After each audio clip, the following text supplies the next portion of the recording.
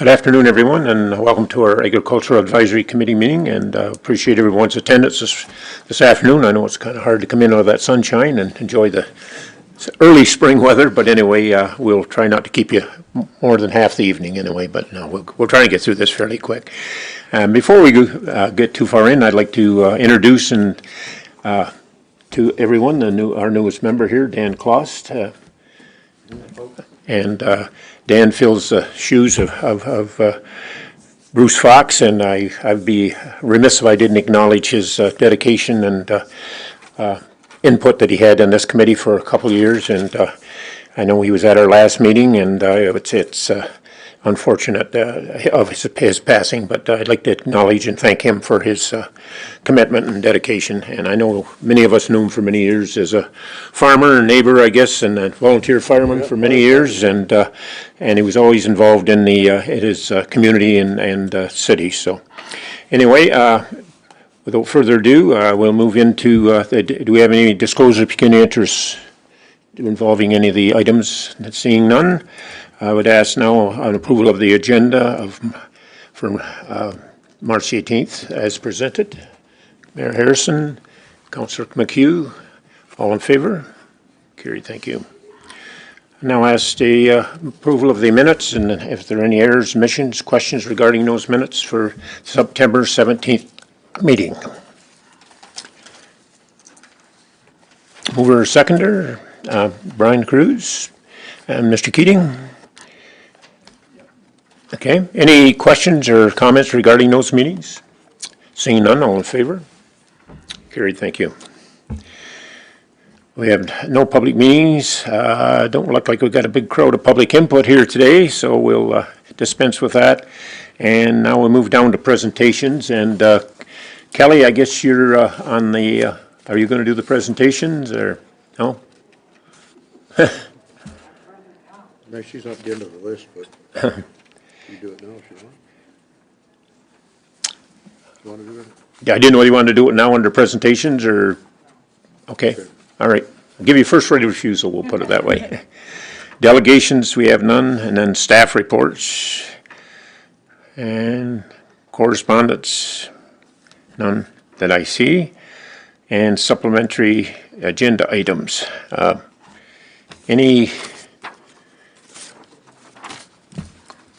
Anything else anybody wants to bring up under new or other business?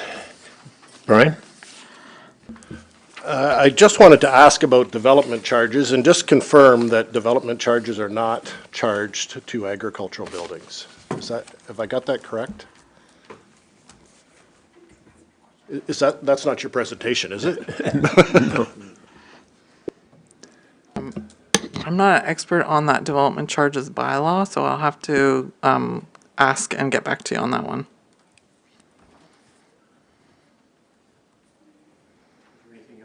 Anything else, Brian, or anyone else? I would talk a little bit about trade, maybe clear up some misconceptions. Of course, we know about the trade war between Canada and the U.S. and the counter trade. When Canada puts a trade on, well, I guess the points I want to make is just a couple, just to bring it home and to make it real. A fellow board member, an OFA board member, shipped a load of hogs to the U.S. and it cost them $8,800. So that tariff of our hogs going into the U.S. cost that farmer $8,800, and that makes it very real. A couple of other misconceptions. Of course, I'm in the supply managed business, and we hear a lot about 250% tariffs on dairy exports to the U.S. No, I got that wrong. 200 U.S. imports into Canada. Trump alleges that we're imposing a tariff of 250% on U.S. imports into Canada. And that is true once we get to a level of about $1.3 billion.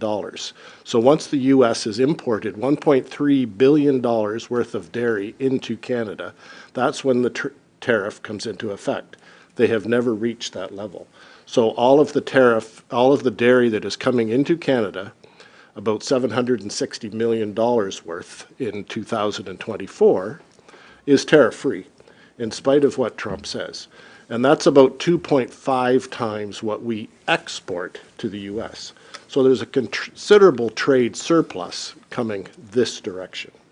So the 250% tariff, while it's true, they never reach the point where that tariff is being charged. The other issue is the Chinese tariffs. So China has China has imposed a tariff on Canadian peas and canola, which are both Western crops, and 25% and 10% on Canadian hogs, in response to the Canadian tariff of 100% on electric vehicles coming from China. So Canada has put a tariff of 100% on Chinese vehicles coming to Canada to protect our, so far, non-existent electric vehicle business.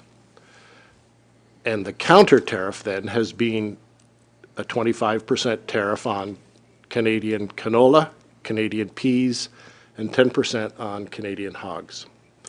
So it's another interesting point to note that the Canadian canola business is far, far bigger than the Canadian steel business. So Canadian canola is a big deal, particularly in, well, solely in Western Canada. We grow essentially zero canola in Ontario. Should I keep going?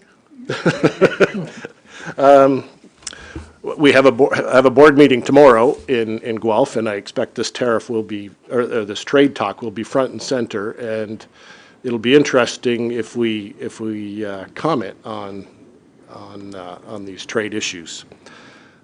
On Thursday of this week, I'm headed to the Ontario Farmland Forum in Elora, and the Ontario Farmland Trust is a group that you can leave your farm to, and it will remain in agriculture forevermore. So they're a trust that looks after your property and will remain in agriculture forever. They're not the only one. There are other groups like that in the province. But this one on Thursday is having a forum, and they have a theme for the day, and this year it's Watershed Wisdom, Water Protection's Role in Farmland Conservation. And they have a morning and an evening panel, and the morning panel will explore how climate change is reshaping Ontario's water cycle, affecting watersheds, altering water availability for agriculture. Experts will discuss the relationship between land use planning, watershed protection, and agriculture, and how governments, conservation authorities, planners can collaborate in securing water for agricultural use. And in the afternoon panel, we're going to see some examples of where farmers have shown responsibility in creating artificial wetlands and improving their water quality and enhancing ecosystem and resilience on their farms. So that's what I'm up to this week. You want to explain to everybody what you mean by not what you're doing as opposed to what, sorry. Would you explain to everybody, all the board members who don't know Brian Cruz and know that he's not related to Doug Cruz and he's getting things done otherwise? Well, we are related. I can't help that, I've tried. But we like to think we get things done. I'm a director on the Ontario Federation of Agriculture, and talking about drainage again, this year for the first time ever, at least in my memory, the drainage contractors and the drainage engineers do have a conference every year in London, and this year OFA was part of that, which was good. The land we're talking about draining is agricultural land, so it makes sense that farmers should be part of that discussion. Ontario is about, the number is anywhere between 4 and 5% arable land. So about 4 and 5% of the land that we farm in Ontario, between 4 and 5% of the total land in Ontario, only 4 and 5% of it is farmable. And I'm going to go out on a limb and saying that's only farmable because we've drained it. If we did not drain that land, that number would be much less than that 4 or 5%. So agricultural drainage is very, very important in this province. And I would say, you know, in spite of the title of this forum, or the theme, this forum seems to imply that there's a bit of shortage of water. But, you know, when you look out the window the last couple of days, we have a far bigger problem getting rid of too much water than, and I'm not saying we never get too dry, but generally the problem is too much water, not enough water.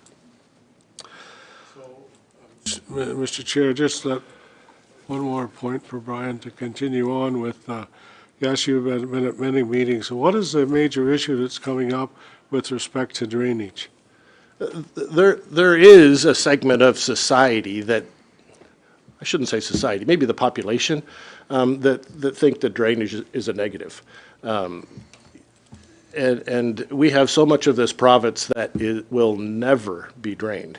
87% of this province is Crown land. So 87% of this province will remain just as it is. We only have, you know, that 4 or 5% of this province that can be drained, and we need to drain it, and we need it to be drained to be able to farm, to grow food. The Bradford Marsh is a perfect example. With the rules and regulations that we have today, the Bradford Marsh, where we get much of our vegetables from, would not be drained. It would still be swamp.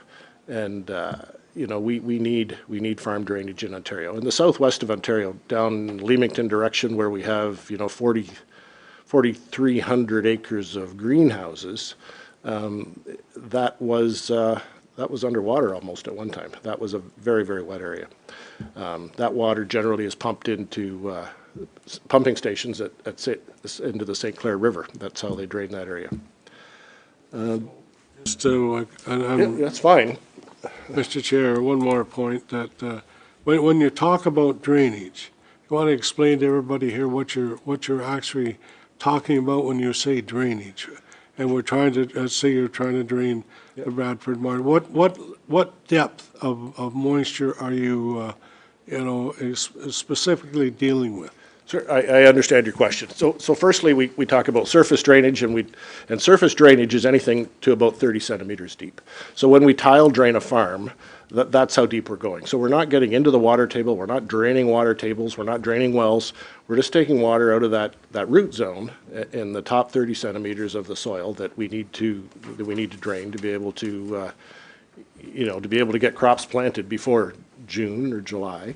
To be able to get the yields that we need to grow the food that we need. I think that answers your questions. Anybody else in the question? Just trying to make sure Mr. Keating? we understand. Brian, what's that 4 or 5%? Would that say feed Ontario, like if you can? I don't know. I might be asking. No, that's a good question. Yes, we can be self-sufficient. We do, and this is the problem that we're in right now. And I shouldn't frame it as a problem, but the difficulty that we have when we rely on export markets is when we have a tariff like this, it's devastating to the hog business and corn business and anybody that exports product. So yes, we can certainly be self-sufficient in Ontario with our food production. Of course, we can't grow oranges, but I did see yesterday a YouTube video, somebody growing bananas in a greenhouse in Quebec. So, and avocados and a bunch of other exotic crops in a greenhouse in Quebec. So are we very far off from growing oranges in a greenhouse? Probably not. No. Well, that's just what I meant was, we always said, and I've heard it in the last 10 years maybe, but if something happened, can Canada grow enough food for our own use? Like you say, we'll have to go without oranges, but back years ago we did until the new crops come on and stuff like this. Sure. There is another point that I should make. Growing the crop is one thing, processing it and getting to the market is another. Yeah. So we are short of processing capacity in a lot of areas. Dairy is one of them. We struggle to have enough processing capacity for dairy. Beef and hogs are another. A lot of our product goes to the U.S., gets processed, and comes back. And that is something that we really do need to change if we want to talk about self-sufficiency. We need to talk about processing as well as production and getting that product to the market. Those are all part of the food chain, and you really, any weak link in that food chain disrupts the whole system.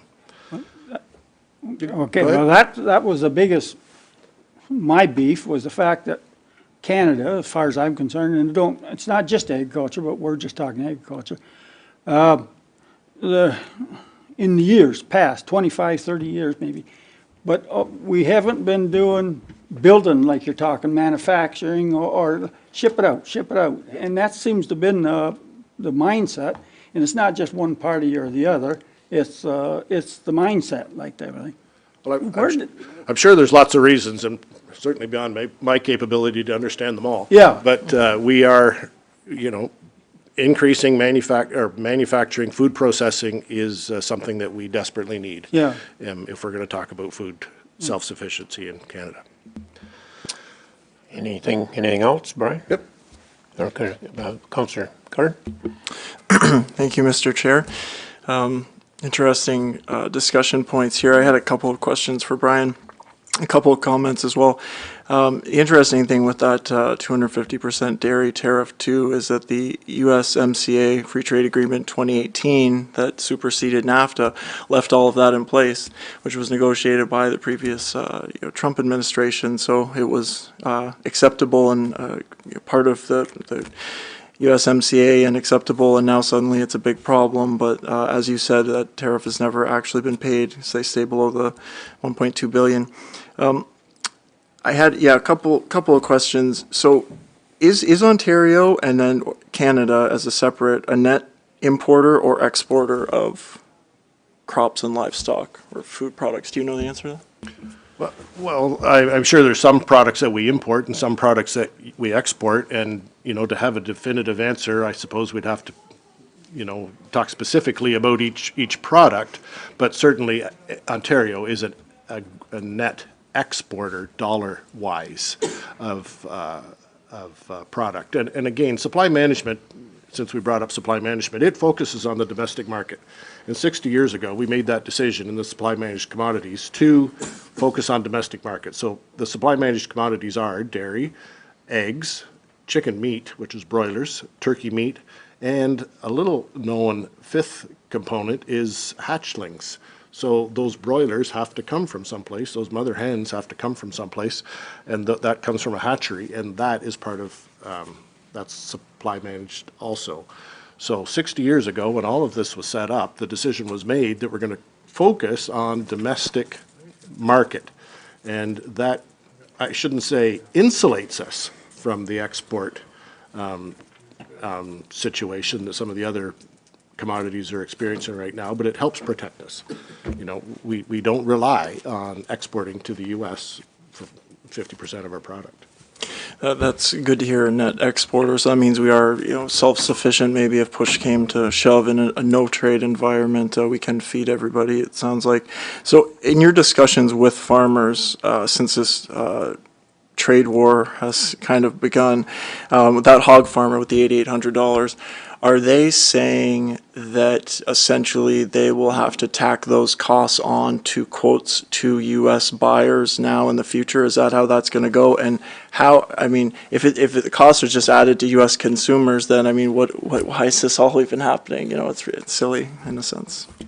It's a bit of a hard concept to get your head around. The tariff at the U.S. border, our product going there, the common narrative is that it will increase the cost to the U.S. consumer. But if you're a U.S. packer and you can buy hogs from, anywhere in the U.S.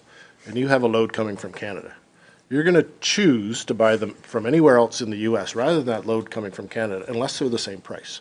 So what the packer says to the Canadian producer, we'll take your hogs, but they got to be the same price as what I'm going to buy them from some other U.S. producer. So therefore, we're going to discount your hogs $8,800 because that's what the tariff is. So it actually ends up being the Canadian farmer that pays the tariff on that product going to the States just to get into the market. And I've heard this from other manufacturers. Talking to a grain bin manufacturer the other day, He's saying, yeah, we have a big business in the US, but we've had to discount our product to the point of incurring a loss to be able to maintain that US market. So if they're not able to fill those markets in the US, somebody else will. So they're selling their product into the US at a loss just to keep that market share. So it, you know, at first appearance, it looks as though the US consumer pays the tariff, but it's not. It's the Canadian trying to get his product in there that pays the tariff. And these are the dislocations that are going to happen in our economy, I guess what you're saying as a result, because of course these farmers, you know, with narrow or even no margin, you're saying dumping at a loss even just to get rid of. I mean, at what point do those businesses fail? Do they have to switch, you know, what crops or livestock that they're doing and all of the issues that are going to happen? So my heart goes out to all those businesses right now.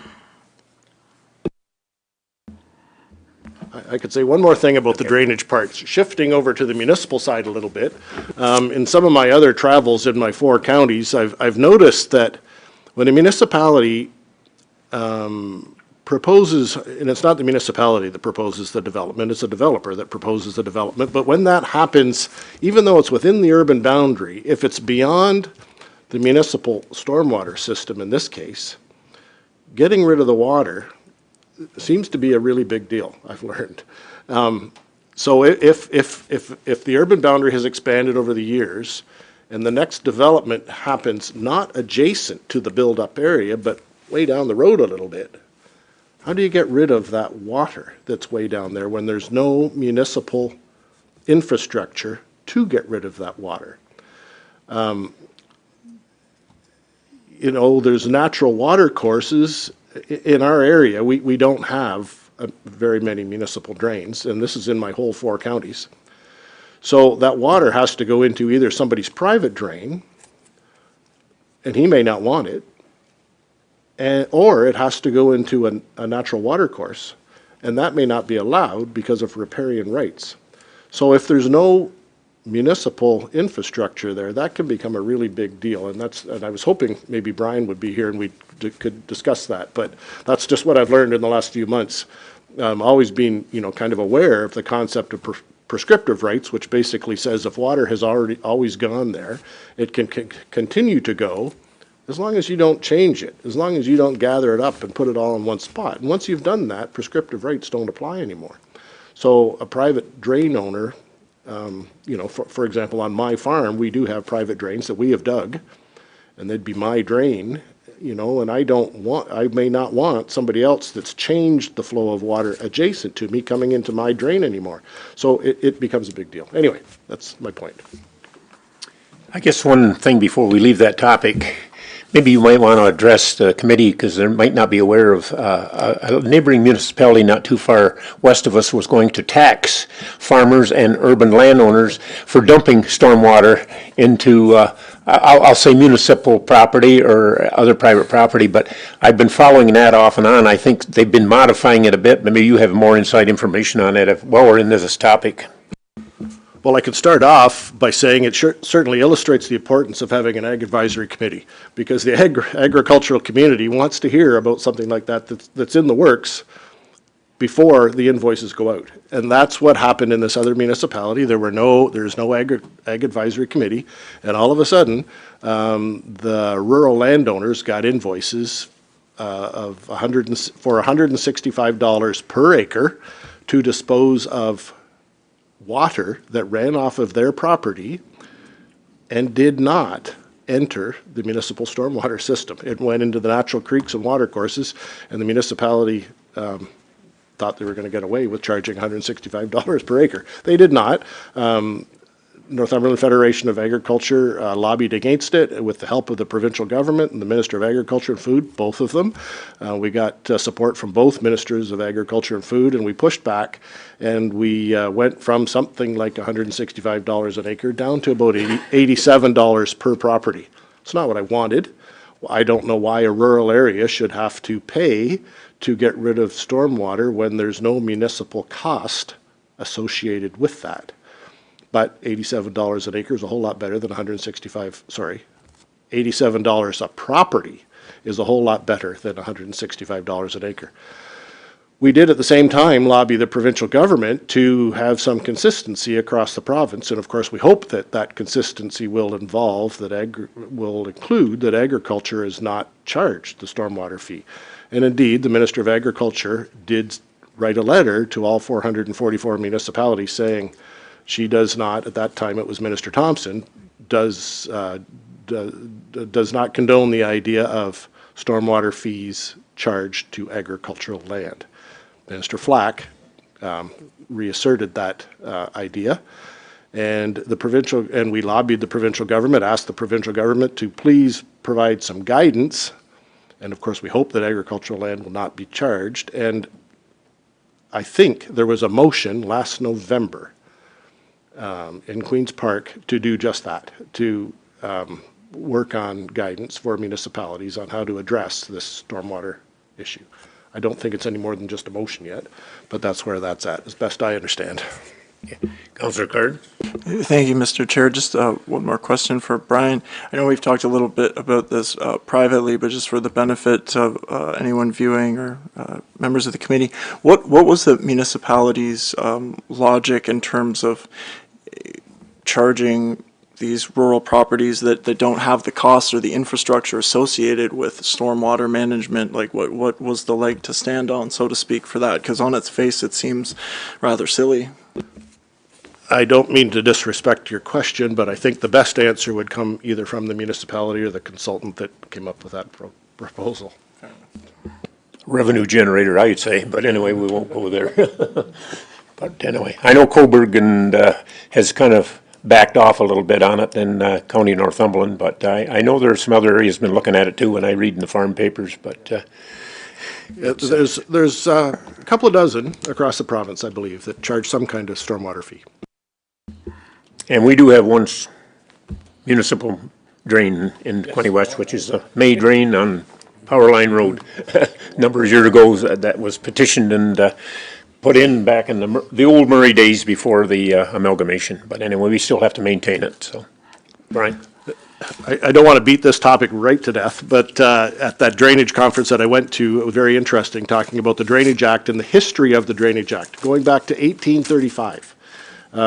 They tell me it's the oldest legislation in the province, so that tells you the importance of drainage. It's the oldest legislation that we have. It's how to deal with excess water. Anyway, I think I'm done. Thanks very much. Appreciate the information. Any questions of Brian before we move along here? Okay. Anyone else have anything they want to bring up under general business? Mr. Keating? Just the same old. That corner on Hearns Road and Crow Road, that corner, when Deer Run Road was fixed up and cleaned up, we thought, the community thought that corner would have been done when you was bringing out the machinery, but it hasn't been done. So I just wondered if it's ever going to be done, or if it's... We can pass along to Public Works and see what their schedule is. I'm sure Andrea here will pass the information along and... Well, if you're the boss, then you should tell them to do it. Okay. Okay, Yep. Thanks a lot. Okay, thank you.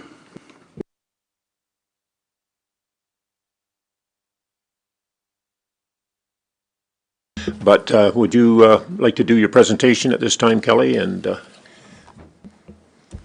Thank you, Mr. Chair. So through you, so I think that's why we didn't put it in the presentations, because I'm not really going to run through what was given to you in your package. It's not my presentation. I just wanted to make you guys aware that on January the 28th of this year, some of my staff and myself sat in on a webinar that was put on by OFAA and the ministry in partnership. And I know, Brian, I saw your name on the list of participants, so feel free to jump in if you like.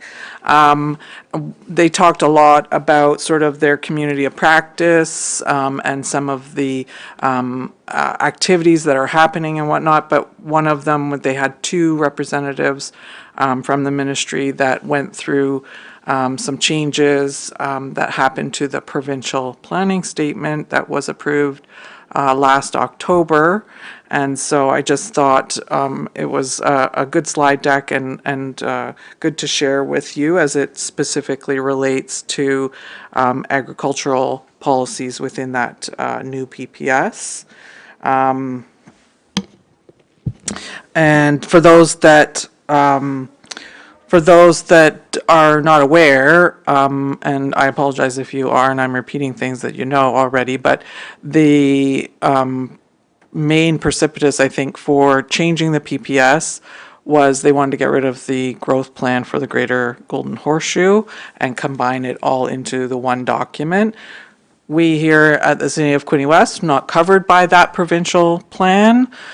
So for us, we weren't grappling with having to look at two different documents when we went through our planning analysis for planning proposals and that. But I think it makes it maybe easier for some of the municipalities that had that dual documentation. So there are things in the slide deck. And I have the clicker, sorry, so I can move it forward, right? I'm just gonna jump here. Here's where it talks about the provincial plans and that growth plan.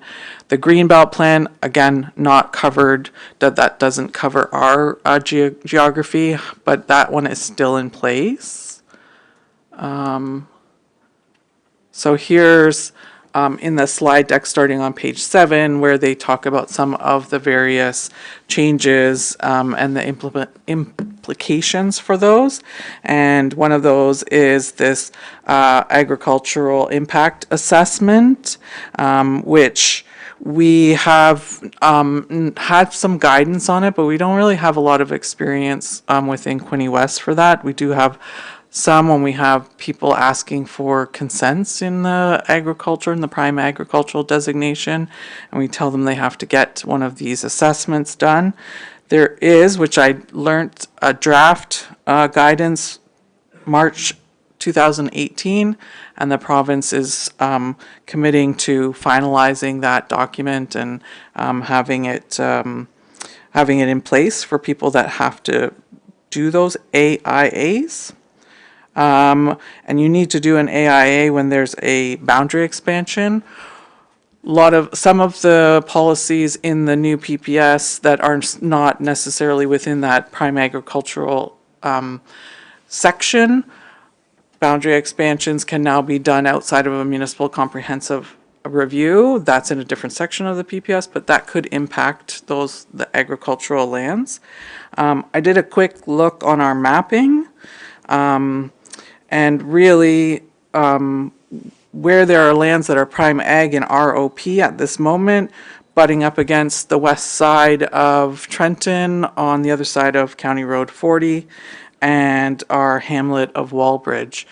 Everybody else, in terms of settlements, Badawa, Frankfurt, the prime ag is quite far away. So even if we do get those boundary expansion questions, they're not going to butt up against prime ag.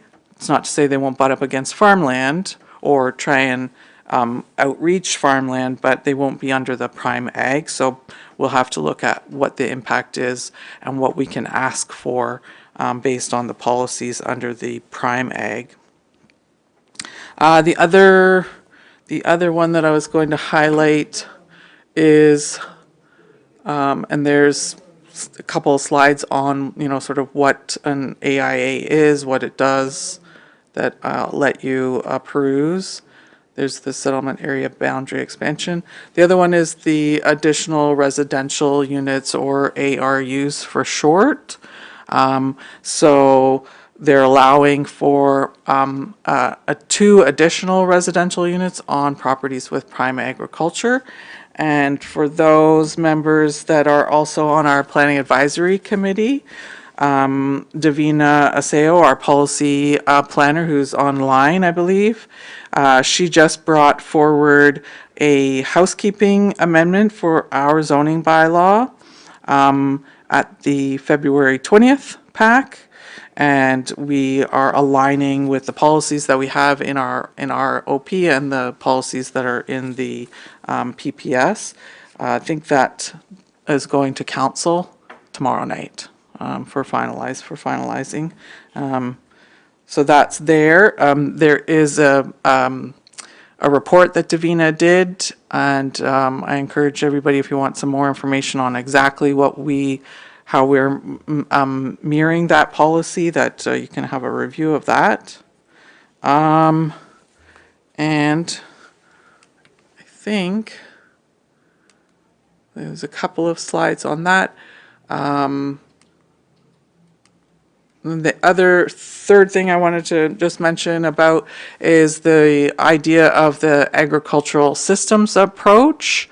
So this is a way to identify your prime ag, your ag system, and it doesn't just include lands that are for growth plan policies. So all of the GTA municipalities had to adopt this agricultural system.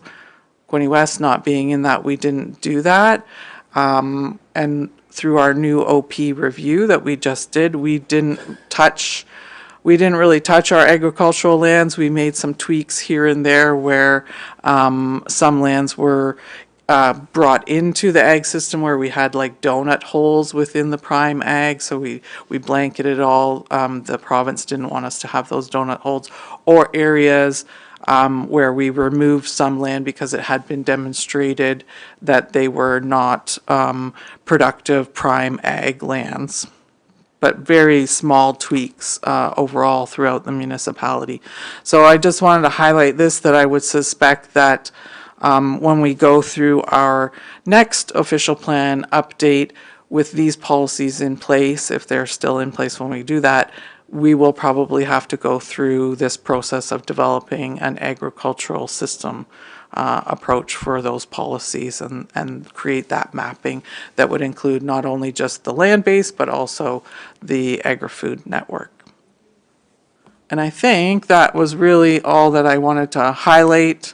Like I said, there is, Andrea, correct me if I'm wrong, there is a video recording of this session that if anybody actually wants to see the presentation, we can probably supply that to folks to actually hear the ministry people give a much better presentation than me. You done an excellent job. Doing Cole's Notes version, we'll put it that way. Is there any, or are there any questions of the committee of Kelly in this regard?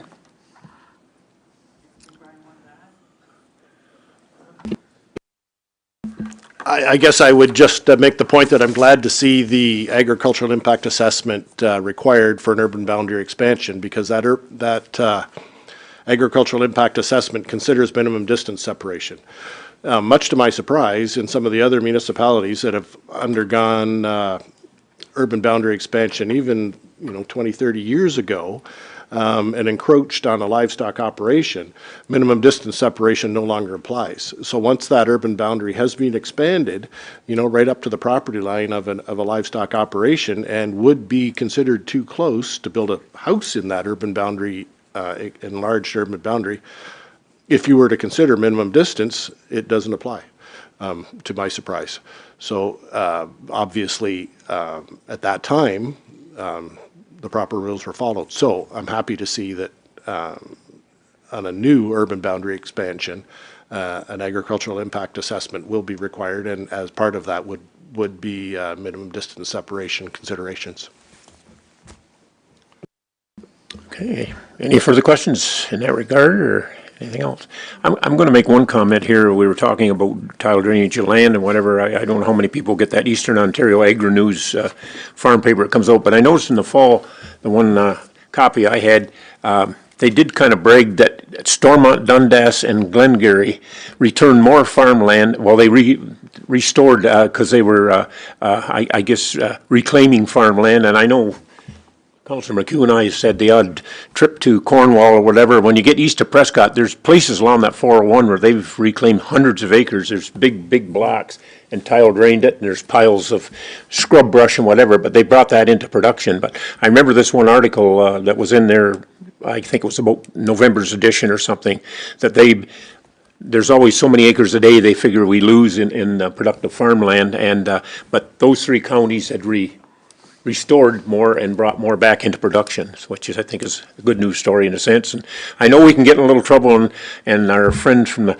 Conservation Authority is here, and Rhonda was going to come today, but she had an appointment that got changed around, whatever. And I know some of our farmers have gotten a little trouble for clearing land and whatever, and grubbing, I guess, brush and stuff out, but it has a positive side to it too, and I've always said, you know, whether it's farmland or golf courses, they can certainly be reverted back to, you know, they can be restored to trees if you so wish or whatever, but once you pave them over and concrete them or brick them, not that that can't be cleaned up, it's usually a little harder. So I think sometimes farmers, especially our modern day ones that have the new methods of you know, of using the land and doing the right thing to bring it into production, and that sometimes takes they get a bad view, I guess, and sometimes get in trouble, I guess, in a sense. But there's still some around here I know that are clearing land and bringing it back into production too. And there's a lot of farms I know that were productive when I was young and growing up that grew up the brush and stuff. We got them around us. So, and I'm sure everybody else has in the back roads and whatever. But anyway, that was just a story I read last fall, and so I think that's kind of a good thing, a positive thing in that sense for food production. So anyway, any other topic or business? I'll go around the table. Fred, do you have anything? Doug, you want to comment on, or turn on your mic, please? I had one comment after reading these pages and pages and pages prior to this meeting, that I think our mayor and staff have done an excellent job of instituting a common sense for severances and other things in our municipality. It made a lot more sense to do it this way than what we had been doing. Anyway, I think they should be congratulated on it. Thank you. You want to comment on Kelly? Because Kelly sets, she's our planner that sets on the Quinte adjustment, which I also do. But anyway, I'll let you maybe comment on the procedure and policy. Thank you. My comment will be thank you on that. Brian, anything else? Just, I'll make, Mr. Chair, through you to Mr. Cruz, and it's, you're very correct. There are a number of policies that impact severances, and the first thing we look at is the farming industry.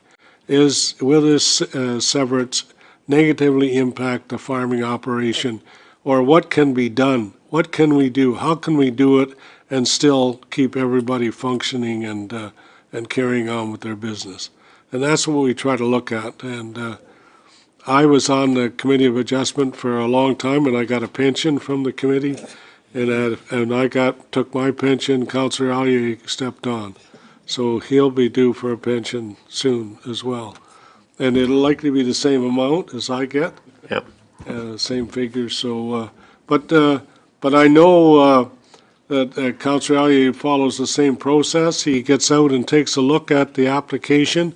He makes the effort to know more about it before he comes to the meeting, so that he's got a good grasp on what's expected and the impact. And I think that's what really makes anything work that we do, is taking the time, being a member of this committee, taking the time to look at the issues before you get here.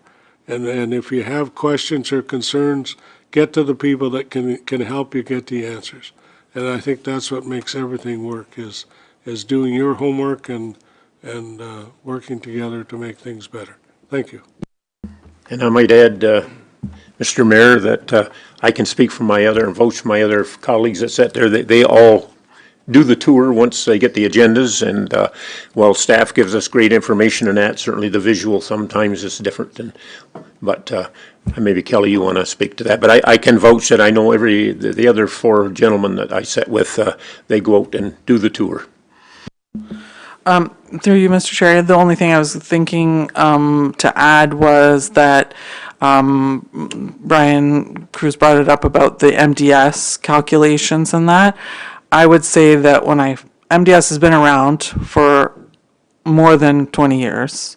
And when I first started doing planning and trying to work with the tools that we had for MDS, it was confusing. It was like not user friendly at all with the computer program that we had. Now, I know computers were newer back then, but now I'd say what the province has put together, both in terms of their AgriSuite online tool that we can use, as well as the guidance document, and using a lot of visuals has improved over those years. So that really helps us as my planning team to go through and look at those MDS calculations that are needed to support or deny a severance and that.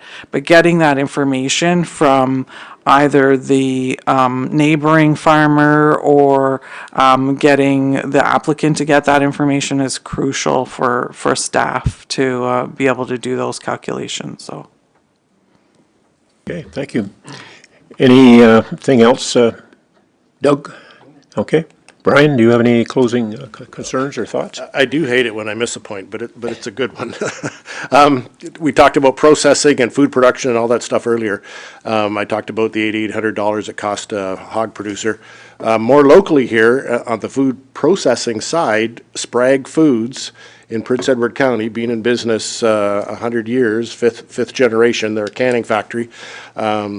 Their March shipments from March 4th to March the 7th cost them $26,000 to be able to ship their product into the U.S. So same concept. The cost is assessed back to the supplier. So $26,000 it cost Sprague Foods, and that was from a Twitter post actually. And I just wanted to make the point that $10 spent on local food production returns per week. So $10 extra, I shouldn't say extra, $10 spent on local food production returns $2.4 billion to the provincial economy a year and provides 10,000 jobs. So, 4 cans of soup that you can buy locally from Sprague Foods or any other local processor returns $2.4 billion to the provincial economy and 10,000 extra jobs a year. I think I covered it all. Yep, thank you very much. Councilor Card. Nothing to add. I always appreciate the conversation on the committee. I learn a tremendous amount, and appreciate the conversation. It's great. And I might add, we had at one time a lot of canning factories and food processing in our area, and they've all kind of dried up. And for economic reasons, I will say probably that's why. But one time it was a booming area for the canning industry and everything else, processing. Councillor McHugh. I have nothing to add other than I've enjoyed this meeting. I enjoyed the presentation, Kelly. I look forward to tomorrow night hearing a little bit more. And pleasure having Brian Cruz. I've always enjoyed the young man. He's a wealth of knowledge, and I appreciate all the information that he's given us tonight. Thank you. Mr. Mayor. Mr. Chair, thank you. Interesting, a lot of information tonight, and as we're very fortunate to have Brian take on other roles and other responsibilities, because as you've learned, everything that is done by people, and because of people like Brian who take time to get out and be a part of these activities and know, not just know what the impact is locally, but to know what the impact is both provincially and federally. And I can tell you, yes, we've had pea miners for years. I worked in Brighton at Nesbitt Canning Factory when I was about 13, maybe 14 years old, and the one summer I was on the elevator. I was pitching peas onto the elevator and went through the combine, went through the actual pea harvester, and the peas came out and the peas went up to the factory. So the other guy on the other side of the pile that I was pitching off, and he would take time to roll a cigarette, and I thought, that's a good idea. I'm going to try that. So I did. I bought a package of tobacco and a package of papers. And I took a long time to try to roll that cigarette. And finally, I said to the other fellow, his name is Herschel, I said, Herschel, I think this tobacco and these papers are meant for you. And I never did get to smoke the cigarette because I couldn't seem to get the two ends looking similar to the middle. So maybe I learned a lot then, and I gave up smoking at that time, or maybe before I even got started. But, as you mentioned, there's so many things in this area that we've done over the years, and Councillor Elliott and I are two examples because we were younger when these things were taking place, and Sprague Foods and all the pumpkins and tomatoes that were processed here, and the number of women who worked in the factories peeling the tomatoes, cleaning the corn and peas before they went into the can and were cooked and so on. So there was a lot of activity here that's not identical but similar to what we're seeing today. And I thank the people who came here many years before I did for having the foresight to take part and do what they've done. So thank you. Thank you. Dan, anything you'd like to comment on? No? Okay. Gail, you get the last kick of the can. I do. The last time I was here, I asked if it was possible to send the brusher, the thing that cuts the brush along Piers Road, because if you go up that road right now, as you know, if you have to pull over for a car, the brush is hitting your car because of okay, that was one thing. Another thing is I don't know whether you realize, but Quebec grows all kinds of strawberries, and you can buy Quebec strawberries from Food Basics, and they're actually cheaper than the ones that's coming in from the States. That's good. I know a person that grows strawberries, don't they? And the third thing is I was told, and I don't know whether this is right, and that's why I want to ask, is because I have a neighbor that planted all his land into trees, and apparently if you replant your land into trees, you don't have to pay taxes on that land. Is that correct? Or is that just something you just told me? I think there is a reforestation plan through the MNR. I know if you have an identified PSW, the MNR will also give you a tax break, but they assess it and whatever. But I believe there is a program. Maybe Kelly, you could respond to that. So there used to be a program, and I'm not 100% sure if it's still in play or not, but there used to be CLTIP, I think it was, Conservation Land Tax Incentive Program, that would reduce your taxes, not necessarily bring it down to nothing, but it would reduce your taxes if you applied to that program for conservation, for planting trees, that kind of thing. So it would be through MNR. Sorry, this is perfectly good farmland, that's all. I'm just wondering, why are we planting trees on perfectly good farmland when I got land that I could plant trees on? It's not.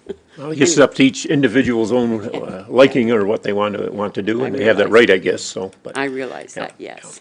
But like I said, whether you put trees on it or a golf course or Yes. something else, at least it can be reverted back and used a lot easier when you get cemented and asphalted and bricks and mortar. Not that it can't be done then, it's a little more extensive, that's all. Very true. Thank you. Okay. Anything else to be brought before the committee before I ask for adjournment? Hearing none, I would like to thank everybody for their attendance and staff's participation, and I will now entertain the hard motion. Councilor McHugh, you wish to make that? And have a seconder? Mr. Brian Cruz seconded it? And we'll get one from each side here to keep it balanced. So, other than that, thank you very much. Meeting adjourned.